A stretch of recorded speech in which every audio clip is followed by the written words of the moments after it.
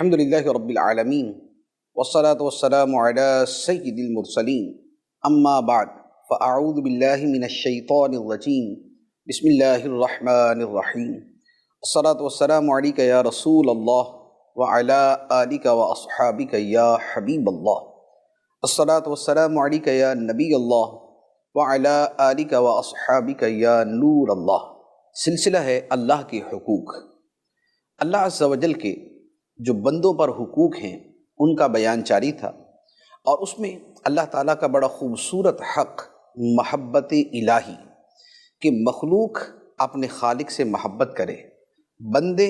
اپنے رب سے محبت کرے، اس کا بیان جاری تھا۔ اور اللہ تعالیٰ کی محبت کے جو تقاضے ہیں کہ جس بندے کے دل میں خدا کی محبت ہے اس سے ایسے افعال کا صدور ہونا چاہیے، اس کی حالت و کیفیت کیسی ہونی چاہیے، اس کا بیان تھا۔ اسی میں سے ایک اگلی چیز بیان کرتا ہوں کہ جس کے دل میں خدا کی محبت ہے تو تنگ دستی ہو یا خوشحالی ہو، غربت ہو یا امیری ہو، ہر حال میں وہ اللہ کی رضا پہ راضی رہے، اس کی زبان سے شکوہ و شکایت کے الفاظ نہ نکلیں، وہ بے صبری کا اظہار نہ کرے، وہ ہر ایک کو بتاتا نہ پھرے کہ میرے احوال بڑے تنگ ہیں اور میں بڑی مشکل کا شکار ہوں، کیونکہ مصیبت بھی خدا کی طرف سے آتی ہے، اللہ کی طرف سے بندے کا امتحان ہوتا ہے، لوگوں کو آزمایا جاتا ہے۔ اللہ تعالیٰ قرآن پاک میں ارشاد فرماتا ہے، فرمایا وَلَنَبْلُوَنَّكُمْ بِشَيْءٍ مِّنَ الْخَوْفِ وَالْجُوعِ وَنَقْصٍ مِّنَ الْأَمْوَالِ وَالْأَنفُسِ وَالثَّمَرَاتِ وَبَشِّرِ الصَّابِرِينَ۔ فرمایا اور ہم ضرور تمہیں آزمائیں گے، تمہارا امتحان لیں گے، کس سے؟ بِشَيْءٍ مِّنَ الْخَوْفِ، کچھ ڈر کے ساتھ، وَالْجُوعِ اور کچھ بھوک کے ساتھ، وَنَقْصٍ مِّنَ الْأَمْوَالِ وَالْأَنفُسِ وَالثَّمَرَاتِ اور مالوں اور جانوں اور پھلوں کی کمی کے ساتھ۔ تمہارے حالات میں تم پہ کوئی خوف طاری ہو جائے گا، کوئی خوفناک احوال تمہیں پیش آئیں گے، یا تمہیں بھوک کے ہاتھوں تنگ ہونا اور تکلیف اٹھانا پڑے گی، یا تمہارے جان و مال میں کمی ہوگی، کوئی مالی نقصان ہو جائے گا، کوئی کاروبار کا نقصان ہو جائے گا، کوئی چوری ہو جائے گی، کہیں مال چھن جائے گا، کہیں گر جائے گا، اس طرح کے واقعات میں سے کوئی واقعہ تمہارے ساتھ پیش آ سکتا ہے۔ لیکن ان تمام آزمائشوں کے ذریعے اللہ تمہیں آزما رہا ہوگا، وہ تمہارا امتحان لے رہا ہوگا کہ اب ایسی حالت میں تمہاری زبان پر صبر کے کلمات آتے ہیں یا تم بے صبری کا مظاہرہ کرتے ہو،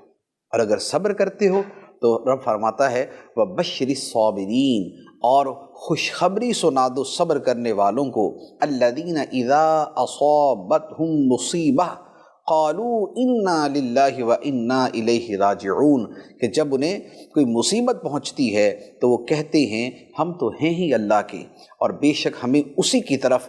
لوٹ کر جانا ہے۔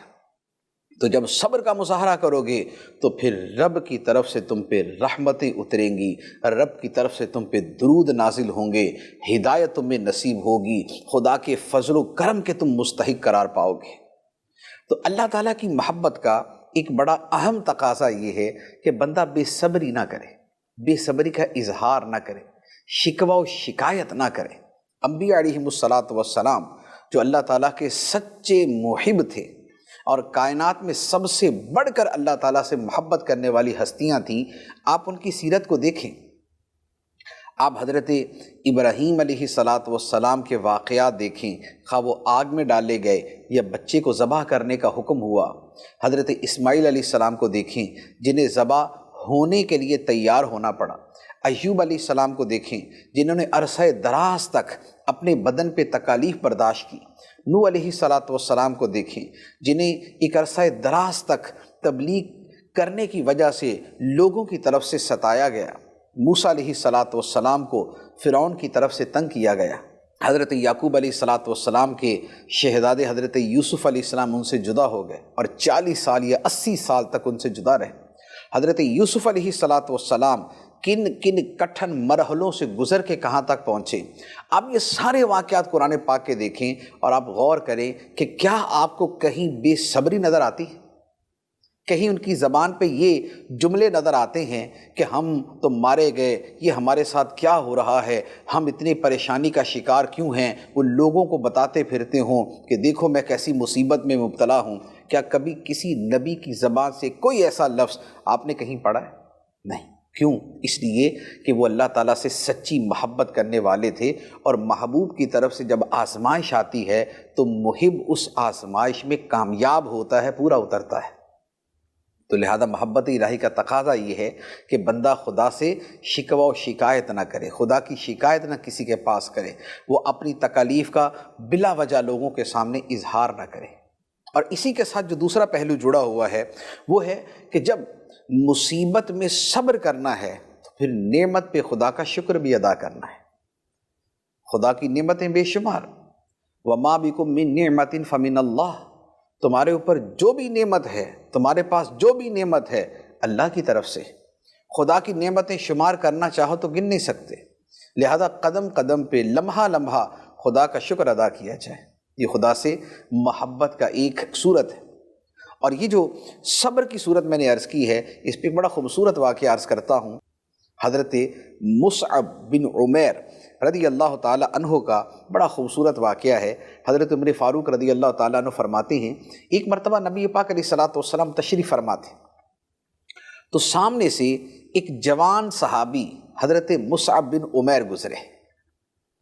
اور وہ جوان صحابی نے پہنا ہوا کیا تھا؟ مینڈے کی کھال کا ایک لباس پہنا ہوا تھا،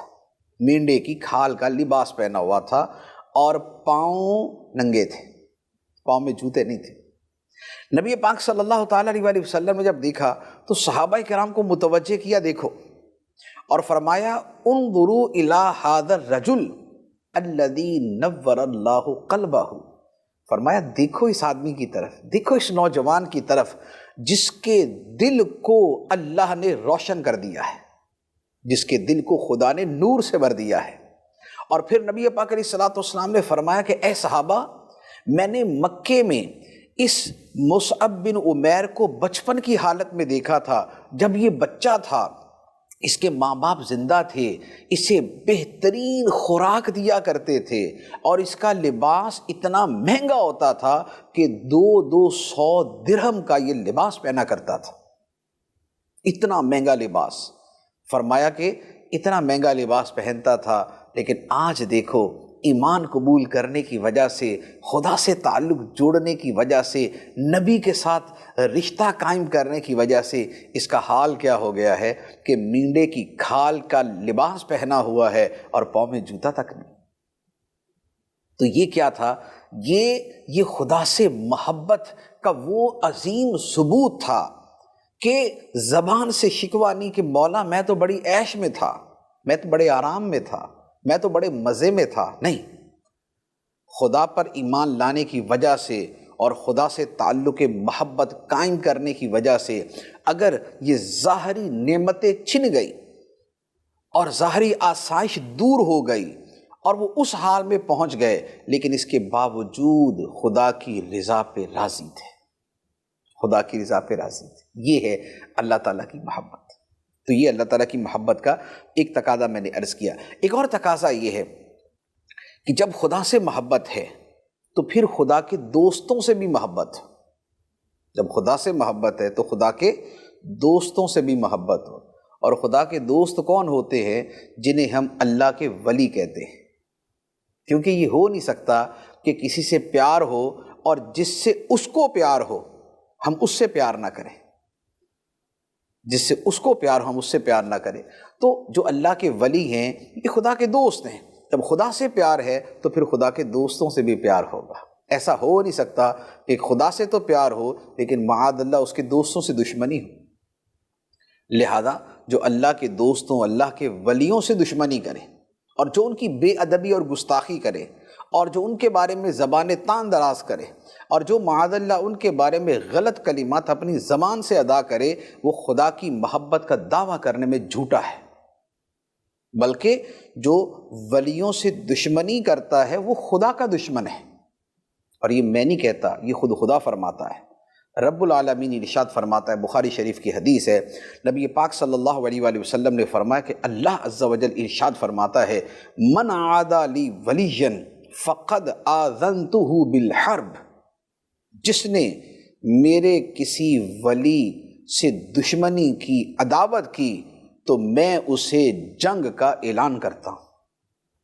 تو جو ولی سے دشمنی کرے خدا اس سے اعلان جنگ کرتا ہے کہ خدا کی اس بندے سے جنگ ہے۔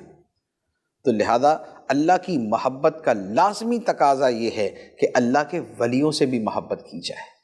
اور یہ باقاعدہ اس کی دعا مانگنے کا فرمایا۔ نبی پاک صلی اللہ علیہ وآلہ وسلم کی دعا ہے، ترمذی شریف کی حدیث مبارک ہے، نبی پاک علیہ الصلوۃ والسلام رب کی بارگاہ میں عرض کرتے ہیں، اللہم ارزقنی حبک، اے اللہ مجھے اپنی محبت عطا کر دے، وحب من ینفعنی حبہ عندک، اور مجھے ان لوگوں کی محبت عطا کر دے جن کی محبت تیری بارگاہ میں مجھے نفع دینے والی ہے، جن کی محبت تیری بارگاہ میں مجھے نفع دینے والی ہے، یعنی جو خدا کے دوست ہیں۔ تو یہ بھی تقاضائے محبت میں سے ہے۔ ایک اور محبت کا بڑا خوبصورت تقاضا ہے، اور وہ ہے کہ اللہ تعالیٰ کے ذکر سننے سے اللہ تعالیٰ کی صفات سے محبت ہو۔ ایک ہے ذکر کرنا، وہ آگے جا کے میں انشاءاللہ عرض کروں گا۔ یہاں گفتگو ہے کہ خدا کی صفات سے محبت اور ان صفات کا ذکر ہونے سے محبت ہو۔ جیسے اس کی ایک میں مثال عرض کرتا ہوں، بخاری شریف کی حدیث مبارک ہے، حضرت عائشہ صدیقہ رضی اللہ تعالی عنہ فرماتی ہیں، نبی پاک صلی اللہ تعالی علیہ وآلہ وسلم نے ایک مرتبہ صحابہ کرام کا لشکر بھیجا، کسی جگہ پہ جو ہے وہ سریہ کے طور پہ، جہاد کے طور پہ بھیجا، اور ایک صحابی کو ان کا امیر بنا دیا۔ اب وہ صحابی کیا کرتے کہ نماز کا جب بھی وقت آتا، دوران سفر نماز کا جب بھی وقت آتا، وہ صحابی ان کی امامت کرتے، کیونکہ جو امیر ہوتا تھا نماز کی امامت بھی وہی کیا کرتا تھا۔ اور وہ صحابی ہر رکعت میں سورہ اخلاص پڑھتے، قل هو اللہ احد اللہ الصمد لم یلد ولم یولد ولم یکن لہ کفوا احد، ہر رکعت میں پڑھتے۔ اور اگر سورہ فاتحہ کے بعد کوئی دوسری سورت پڑھتے، جیسے مثال کے طور پہ سورہ نازعات پڑھ لی یا سورہ نبا پڑھ لی، اگر کوئی دوسری سورت پڑھتے پھر بھی اس کے ساتھ سورہ اخلاص قل هو اللہ شریف کو جوڑ دیتے۔ تو یہ ایک بڑی حیرت انگیز جو ہے وہ عادت تھی، صحابہ کرام کے لیے بھی بات نہیں تھی۔ جب صحابہ کرام واپس آئے تو انہوں نے آ کے نبی پاک علیہ الصلوۃ والسلام سے آ کے کہا کہ یا رسول اللہ، یہ تو ہمارے ساتھ یہ کرتے تھے، ہر نماز کے اندر سورہ اخلاص پڑھتے تھے، ہر نماز میں قل هو اللہ شریف پڑھتے تھے، کوئی اور سورت ملاتے پھر قل هو اللہ شریف ملا دیتے اس کے ساتھ۔ تو نبی پاک صلی اللہ علیہ وآلہ وسلم نے ان صحابی سے پوچھا کہ ایسا کیوں کرتے تھے، یا صحابہ کرام سے فرمایا اس سے پوچھو ایسا کیوں کرتے ہو۔ تو صحابہ کرام کے پوچھنے پر اس صحابی نے جواب دیا کہ میں ایسا اس لیے کرتا ہوں، میں ہر رکعت میں سورہ اخلاص اس لیے پڑھتا ہوں کہ مجھے اس سورت سے پیار ہے، کیونکہ اس میں میرے رب کی صفات کا بیان ہے۔ مجھے سورت سے پیار ہے کیونکہ اس میں میرے مولا کی صفات کا بیان ہے۔ تم کہہ دو وہ اللہ ایک ہے، اللہ بھی نیاز ہے، نہ اس نے کسی کو جنا نہ وہ جنا گیا، اور اس کے ہم پلہ ہم سر برابر کا کوئی نہیں۔ تو اس صحابی نے جواب دیا کہ چونکہ اس میں میرے رب کی صفات کا بیان ہے، اس لیے مجھے اس سورت سے پیار ہے، اس لیے میں بار بار ہر رکعت کے اندر سورہ اخلاص پڑھتا ہوں۔ تو نبی پاک صلی اللہ تعالیٰ علیہ وآلہ وسلم نے جب یہ جواب سنا تو ارشاد فرمایا کہ اسے جا کے یہ پیغام دے دو کہ جیسے تمہیں اللہ سے محبت ہے ایسے ہی اللہ کو تم سے محبت ہے، تمہیں خدا سے محبت ہے، خدا کو تم سے محبت ہے۔ تو یہ آپ اللہ تعالیٰ کی صفات کے ساتھ محبت دیکھیں کہ کیسا ذوق ہے، کیسا ایک جو ہے وہ تعلق عشق ہے، اور کیسی رغبت ہے خدا کے ذکر کی طرف، اس کے صفات کے ذکر کی طرف، کہ ہر نماز کے اندر سورہ اخلاص پڑھتے ہیں۔ حالانکہ نبی پاک علیہ السلام کا اپنا معمول یہ نہیں تھا، تو اس لیے ہم جو عمل کریں وہ اسی پہ کریں کہ ہر رکعت میں سورہ اخلاص نہیں بلکہ فرضوں کے اندر جو ہے ہر رکعت میں جدا صورت ہونی چاہیے۔ نبی پاک علیہ السلام کی سنت یہی ہے، صحابہ کرام کا طریقہ بھی یہی تھا، لیکن یہ ایک استثنائی واقعہ تھا لیکن وہ جو بتا رہا ہے وہ یہ ہے کہ اللہ تعالیٰ کی صفات کے ذکر کے ساتھ محبت ہے۔ اب اسی کو آپ لے لیں، جیسے سورہ حشر ہے، سورہ حشر کی آخری آیات جو ہیں، هو اللہ الذی لا الہ الا هو عالم الغیب والشہادۃ هو الرحمن الرحیم۔ تو اب کسی شخص کو اس سے پیار ہو، ان کو صبح و شام پڑھے تو بڑی فضیلت کی بات ہے، بلکہ حدیث مبارک میں یہ فرمایا گیا کہ جو 3 مرتبہ پڑھے اعوذ باللہ السمیع العلیم من الشیطان الرجیم، اور اس کے بعد یہ جو سورہ حشر کی آخری آیتیں ہیں یہ پڑھے، صبح پڑھے گا تو شام تک، اور شام کو پڑھے گا تو صبح تک 70,000 فرشتے اس کے لیے دعا کرتے رہتے ہیں۔ تو یہ اللہ تعالیٰ کی صفات والی آیات سے محبت۔ تو یہ تقاضا ہے محبت میں سے ایک چیز میں نے عرض کی۔ اسی طرح جب بندے کے دل میں حقیقتاً اللہ تعالیٰ کی محبت سرایت کر جاتی ہے تو پھر اللہ تعالیٰ اس بندے کو اپنی نافرمانی کے کاموں سے نکال کر فرما برداری کے کاموں میں لگا دیتا ہے۔ پھر اس کے ہاتھ سے نیکی تو ہوتی ہے، بدی نہیں ہوتی۔ اس کی آنکھ اچھا تو دیکھتی ہے، برا نہیں دیکھتی۔ اس کے کان نیکی کی بات اور اچھی بات تو سنتے ہیں، گناہ کی بات نہیں سنتے۔ اور وہ جو بخاری شریف کی حدیث ہے کہ فرمایا کہ جب میں بندے کو محبوب بنا لیتا ہوں تو اس کے ہاتھ بن جاتا ہوں جس سے وہ پکڑتا ہے، اس کے پاؤں بن جاتا ہوں جس سے وہ چلتا ہے، اس کی آنکھ بن جاتا ہوں جس سے وہ دیکھتا ہے، اس کے کان بن جاتا ہوں جس سے وہ سنتا ہے۔ اس حدیث مبارک کی شرح میں ایک قول علماء نے یہی لکھا ہے کہ جب اللہ تعالیٰ بندے کو محبوب بنا لیتا ہے تو اس کے اعضاء سے پھر رب کی نافرمانی نہیں ہوتی، پھر رب کی نافرمانی کے کام نہیں ہوتے، پھر فرما برداری کے کام ہوتے۔ تو لہٰذا نافرمانیوں سے نکل کر وہ فرما برداری کے کاموں میں آ جاتا ہے۔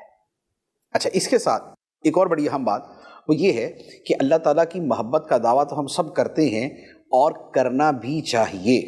ہم اس کا انکار نہیں کر سکتے۔ یعنی معاذ اللہ کو بندہ کو مسلمان یہ نہیں کہہ سکتا مجھے خدا سے محبت نہیں، یہ کہے گا تو اس میں بڑا سخت حکم ہے۔ علماء کرام نے ایسے جملوں کو کفریہ جملوں میں شمار کیا، تو لہذا یہ نہیں بولے کوئی بھی کہ مجھے خدا سے محبت نہیں۔ ہاں یہ ہے کہ محبت کے درجات ہیں، کسی کی محبت کمزور ہے، کسی کی مضبوط ہے، کسی کی مضبوط تر ہے، کسی کی بہت مضبوط ہے، تو درجات کے اعتبار سے فرق ہے، لیکن اصل محبت کی نفی نہیں، اس کا انکار نہیں کیا جا سکتا۔ لیکن جب محبت ہے تو پھر اس کے ساتھ اس کا اس صورت میں ظہور ہونا چاہیے کہ جو خدا کو مطلوب ہے۔ محبت وہ نہیں ہو سکتی کہ جس میں محبت کی سب سے بنیادی شرط ہی ختم کر دی جائے۔ جیسے یہود و نصارہ کہتے تھے نحن ابناء اللہ و احباؤہ، ہم تو خدا کے بیٹے ہیں، ہم تو اللہ کے بڑے پیارے ہیں۔ یہ قرآن میں فرمایا کہ یہودی کہتے تھے ہم تو خدا کے بیٹے، ہم تو خدا کے پیارے۔ تو اللہ تعالیٰ نے ایسے لوگوں کو جو محبت الہی کا دعویٰ کرتے تھے ان کو فرما دیا کہ یہ دعووں کے اوپر کام نہیں چلے گا، بلکہ اس کی بنیادی شرط پوری کرنی پڑے گی۔ اور وہ کیا ہے؟ رب نے فرمایا قل ان کنتم تحبون اللہ فاتبعونی یحببکم اللہ ویغفر لکم ذنوبکم۔ اے حبیب تم کہہ دو کہ اے لوگو اگر تم اللہ سے محبت کرتے ہو تو میری اتباع کرو، میری پیروی کرو۔ نبی پاک علیہ السلام کو نبی ماننا یہ ضروری، آپ کی اطاعت و اتباع کی جائے یہ حکم۔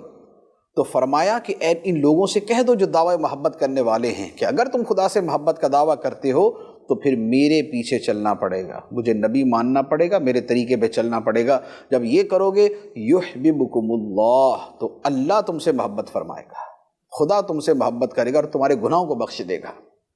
تو یہ لازمی شرط ہے جس کے بغیر کوئی دعوی محبت قبول نہیں۔ تو لہذا اگر کوئی کافر کہتا ہے کہ مجھے خدا سے محبت ہے تو وہ خدا کے سب سے بنیادی حکم یعنی نبی پاک علیہ السلام کو ماننے سے انکار کرے تو اس کے اس دعوے کا کوئی اعتبار نہیں، اس دعوے کی کوئی ویلیڈیٹی نہیں۔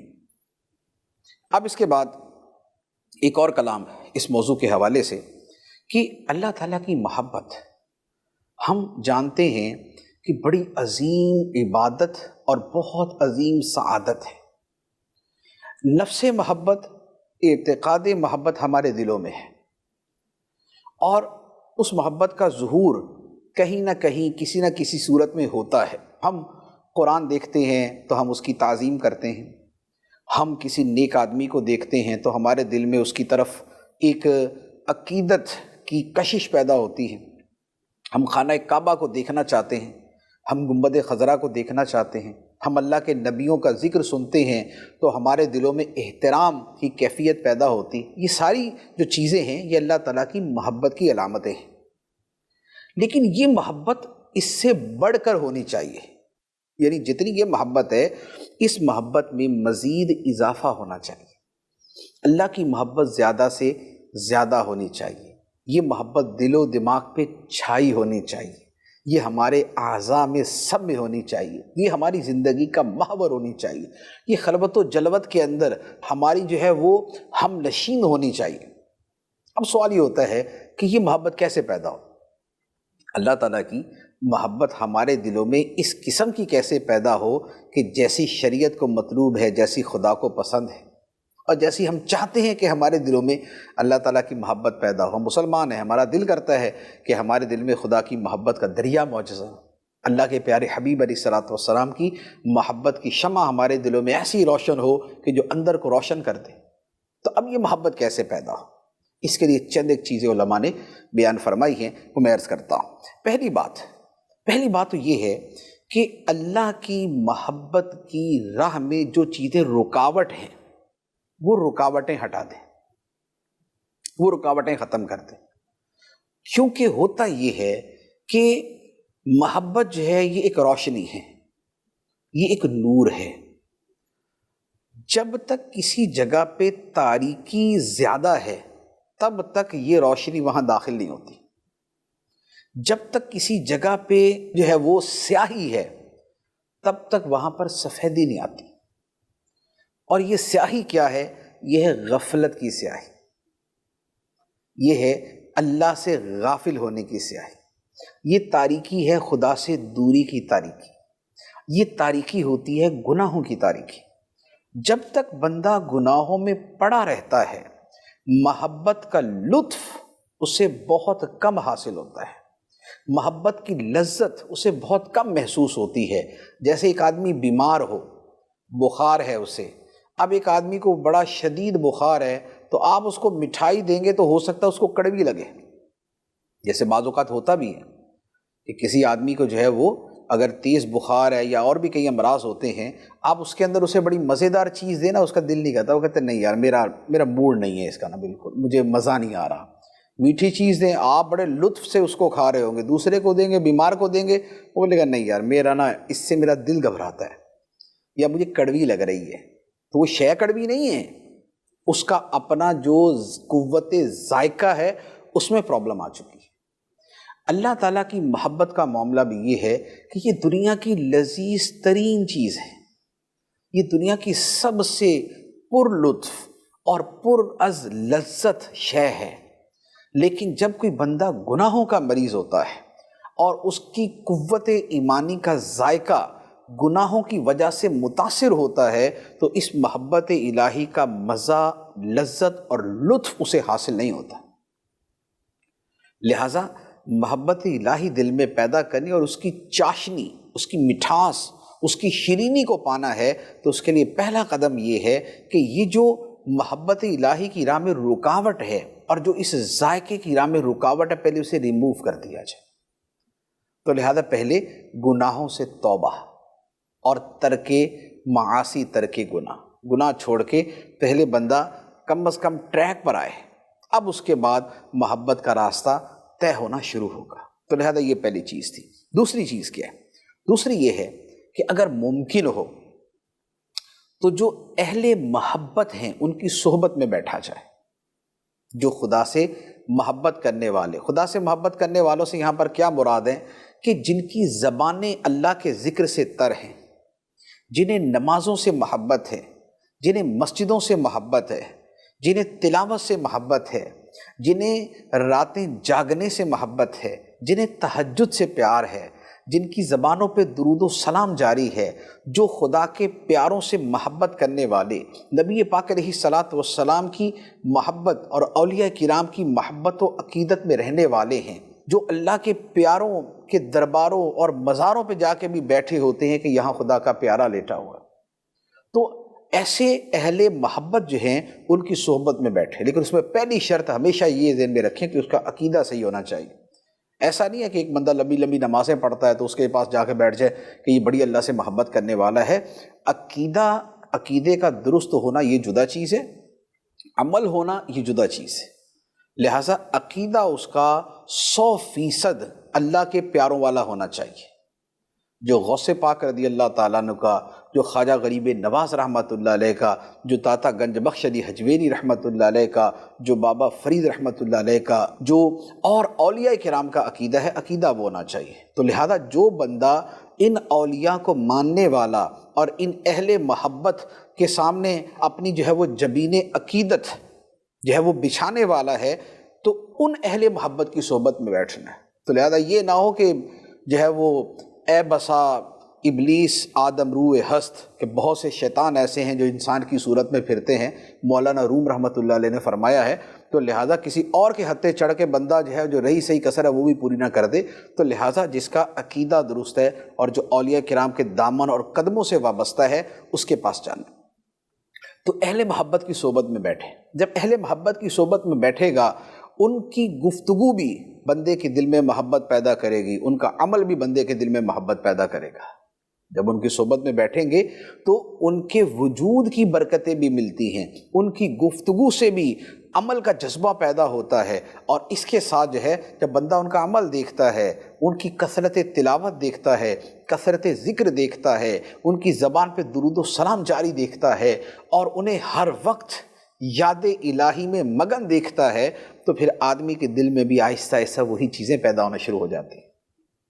اور آپ یقین کیجئے محبت الہی پیدا ہونے کا سب سے قوی ذریعہ یہی ہے، سب سے قوی ذریعہ۔ صحابہ کرام کا جو اتنا مقام ہے،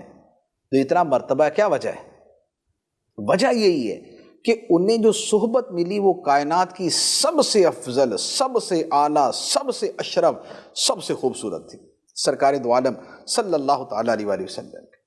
تو چونکہ وہ امام المحبین، اہل محبت کے سردار، یعنی ہمارے آقا صلی اللہ علیہ وآلہ وسلم کی صحبت میں بیٹھتے تھے، تو اس صحبت نے ان کے دلوں کو روشن کر دیا، ان کے دلوں کے زنگ ختم کر دیے، ان کے دلوں کی تاریکیوں کو دور کر دیا۔ اس لیے صحابہ کرام میں ہمیں جو محبت الہی کے جلوے نظر آتے ہیں، اور جو ان کا نمازوں اور ذکر الہی کے ساتھ محبت نظر آتی ہے، اس کی وجہ یہ ہے کہ وہ نبی پاک علیہ الصلوۃ والسلام کی صحبت میں بیٹھے۔ اسی طرح اولیاء کرام کے بارے میں جو ملتا ہے کہ جناب فلاں ولی کے پاس گئے، اس ولی کے پاس ایک عرصہ دراز تک رہے، اس کی صحبت میں رہ کے تلاوت کی، ذکر کیا، مجاہدات کیے، اور ان کے قلوب روشن ہو گئے۔ وہ کیا تھا؟ اس صحبت کی وجہ سے ان کے لیے تلاوت کرنا بھی آسان تھا، ان کے لیے درود پڑھنا بھی آسان تھا، ان کے لیے ذکر کرنا بھی آسان تھا، اور خود ان کے وجود کی جو برکتیں تھیں، اس کا جو رنگ تھا وہ بھی ان کے اوپر چڑھ رہا تھا۔ تو بہت عظیم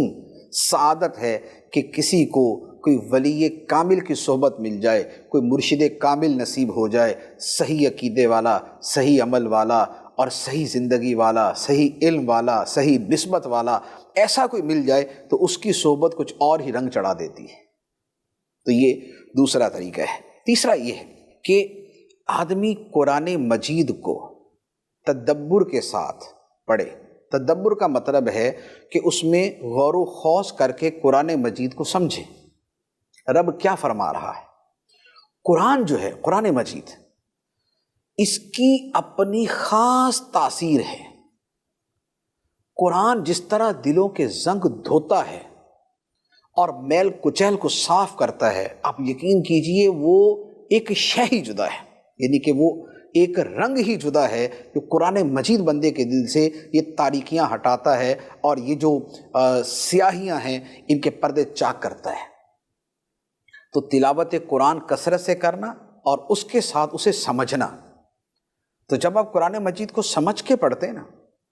تو آپ یقین کریں جب آپ کو ہر تھوڑی دیر کے بعد خدا کی شان، خدا کے نبیوں کی شان، خدا کے انعام یافتہ بندوں کی پہچان، اور جنہوں نے خدا کے احکام کی نافرمانی کی ان کا انجام، اور اللہ عز و جل کی قدرت کے دلائل، اور اس کے وجود پر دلائل، اور اس کی عظمتوں کے دلائل، اور اس کی قدرتوں کے کرشمے، اور کائنات کے اندر جو اس کا حسن تخلیق اور حسن تدبیر ہے، اور جو کائنات کا نظام خدا چلا رہا ہے، اور وہ جو اس نے انسانوں کے لیے رحمت بھرے احکام نازل فرمائے، تو جب بندہ قرآن مجید کو یوں تھوڑا تھوڑا کر کے پڑھتا ہے تو آپ یقین کیجئے کہ اس کے قلب کی کیفیت بدلنا شروع ہو جاتی ہے۔ میں نے بہت سے ایسے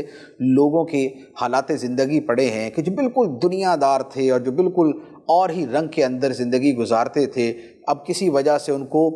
جو ہے وہ کسی گوشہ تنہائی میں جانا پڑ گیا یا جیل میں ڈال دیے گئے، تو وہاں پر انہوں نے قرآن پڑھنا شروع کر دیا۔ جب تھوڑا کر کے قرآن پڑھنا شروع کیا تو ان کی روح کا ذوق ہی تبدیل ہو گیا، ان کے اندر کا جو ہے وہ ایک جو اندر کی دنیا ہے وہی بدلنا شروع ہو گئی، اور انہوں نے کہا کہ یار آج تک کہاں تھے ہم، اس کتاب سے ہم کیوں دور تھے؟ جو شے یہ کتاب عطا کرتی ہے اور جو اندر روحانیت اور نورانیت یہ کتاب پیدا کرتی ہے وہ دنیا کی کسی شے سے نہیں ملتی۔ تو لہذا قرآن مجید کو اس کی تلاوت کرنا، اور تلاوت کریں بڑی تسلی کے ساتھ، تلاوت خانہ پوری کا نام نہ ہو کہ بیٹھے کر کے جو ہے اس کو مکمل کر دیں، ایسا نہیں۔ قرآن مجید کھولیں، رب کا کلام، اب اس کے بعد پوری محبت اور پورے ذوق کے ساتھ اس کو پڑھنا شروع کریں۔ الحمدللہ رب العالمین الرحمن الرحیم مالک یوم الدین ایاک نعبد و ایاک نستعین اہدنا الصراط المستقیم صراط الذین انعمت علیہم غیر المغضوب علیہم ولا الضالین۔ جب آپ اس رنگ میں پڑھتے ہیں اور پورے دل و دماغ سے متوجہ ہو کے پڑھتے ہیں تو پھر وہاں سے بہت کچھ آپ کو ملتا ہے، اور جب آپ سمجھتے ہیں تو پھر اس کی جو افادیت ہے اس میں اور اضافہ ہو جاتا ہے۔ تو لہذا محبت الہی کا بہت بڑا ذریعہ یہ ہے کہ قرآن مجید کی تلاوت کی جائے۔ اس کے ساتھ ایک اور بڑی خوبصورت چیز جو علماء نے بیان فرمائی ہے وہ یہ ہے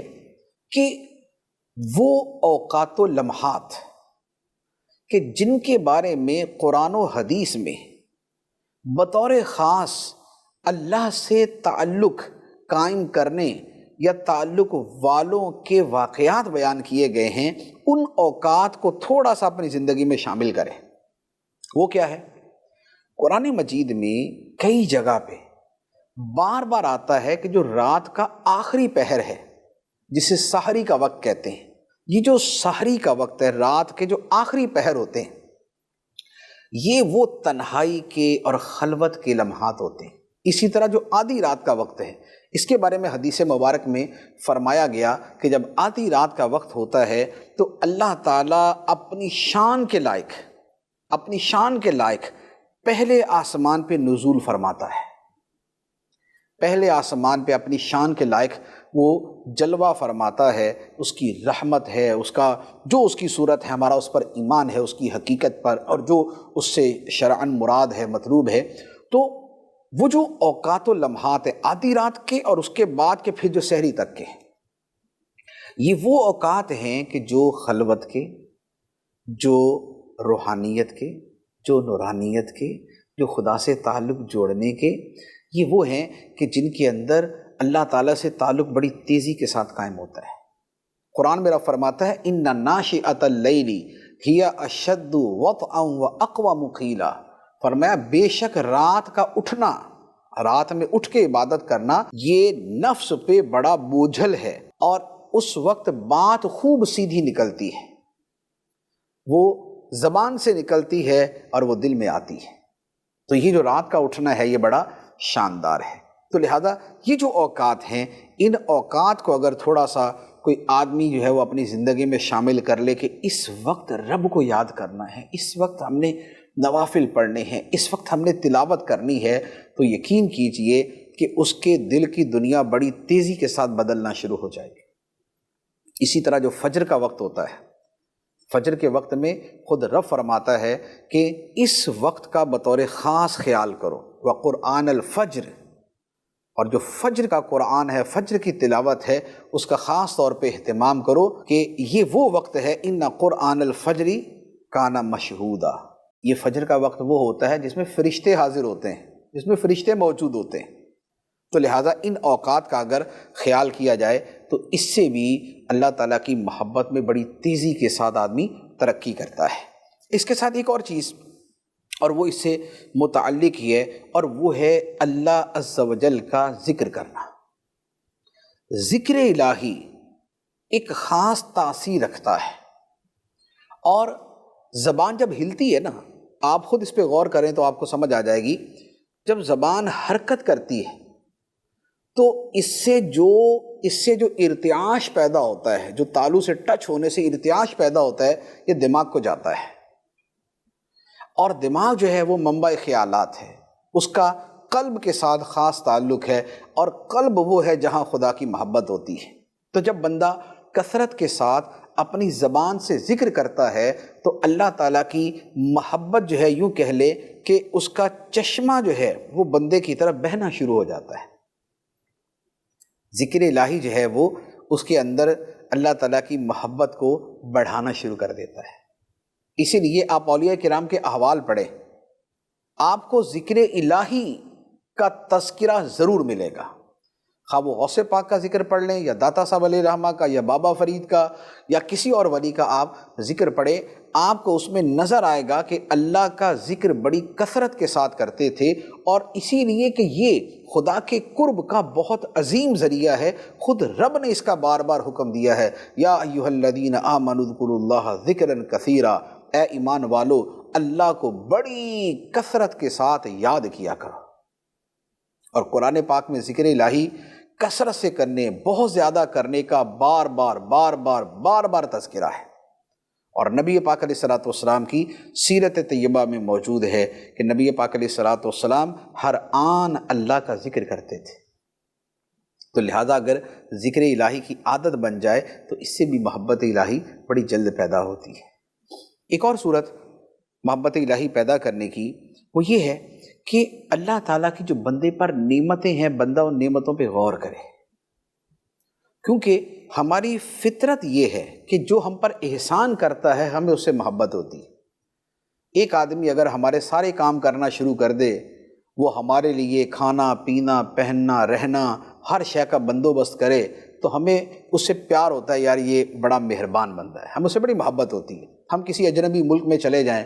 جہاں نہ ہمارا جاننے والا نہ پہچاننے والا، ہمیں کوئی سمجھ نہیں آ رہی، اور وہاں کوئی آدمی آ کے کہہ رہے ارے بھائی صاحب آپ کو میں نے فلاں جگہ دیکھا تھا، آئیے تشریف لائیے، اب اس کے بعد وہ ہمیں